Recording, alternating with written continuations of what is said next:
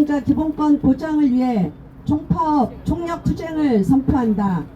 10월 29일 이태원 참사 당시에 국민의 안전과 생명을 지킬 대한민국 정부는 존재하지 않았으며 11월 현재도 마찬가지다.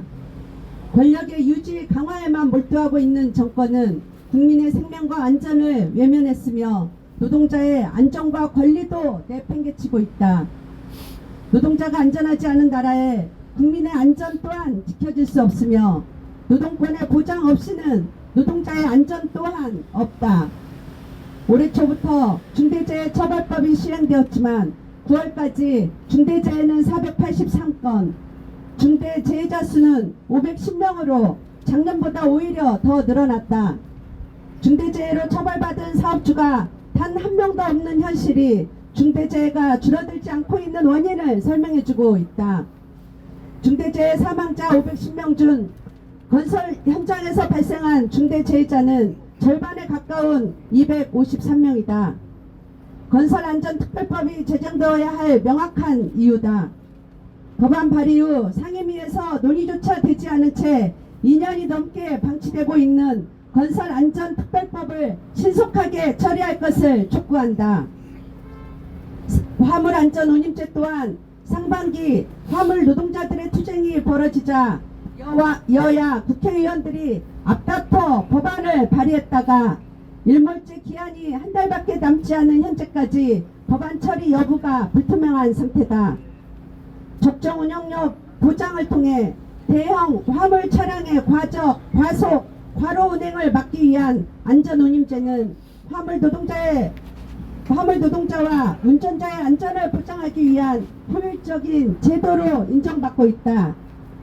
안전운임제 일몰기한 폐지와 함께 업종의 확대를 통해 전체 화물 노동자의 안전과 생존권을 보장해야 한다. 노조법 2조 3조 개정은 노동기본권 보장을 위한 가장 중요하고 절박한 과제다.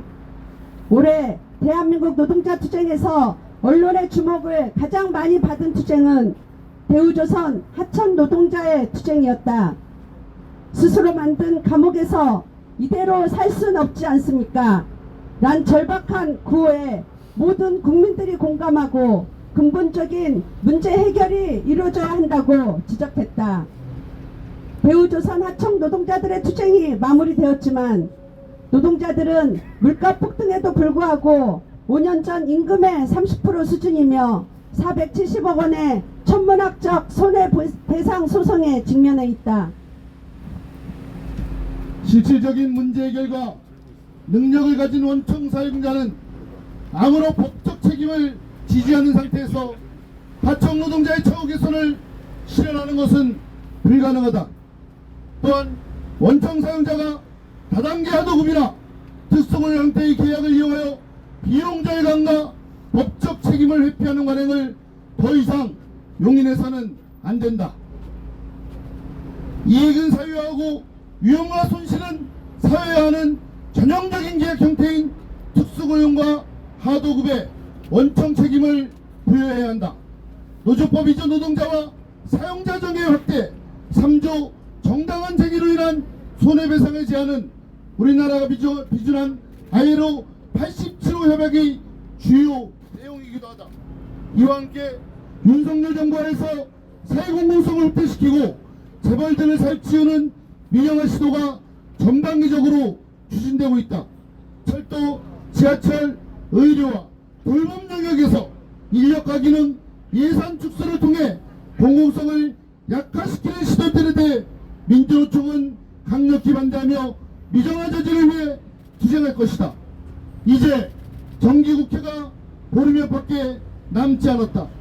윤석열 정부가 외면하고 팽개친 개혁과제에 대해 국회가 집중하고 해결해야 할 시간이다.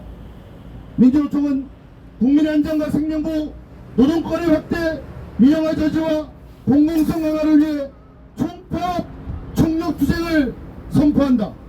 민주노총은 110만 조합원의 모든 역량을 동원해 우리 시대의 과제를 해결하기 위해 총력 투쟁할 것이며 핵심 과제를 반드시 쟁취할 것이다.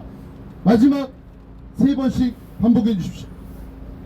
건설안전특별법을 제정하여 건설 현장의 중대재해를 근절하라. 화물안전운동제 예물제 폐지하고 적용업종을 확대하라. 교통, 의료와 돌봄 민영화를 중단하고 공공성을 강화하라. 노조법 2, 3조 개정으로 모든 노동자의 노동권을 보장하라. 진짜 사장 책임법, 송매폭탄 금지법을 제정하라. 2022년 11월 22일 전국 민주노동조합 총연맹. 예, 감사합니다.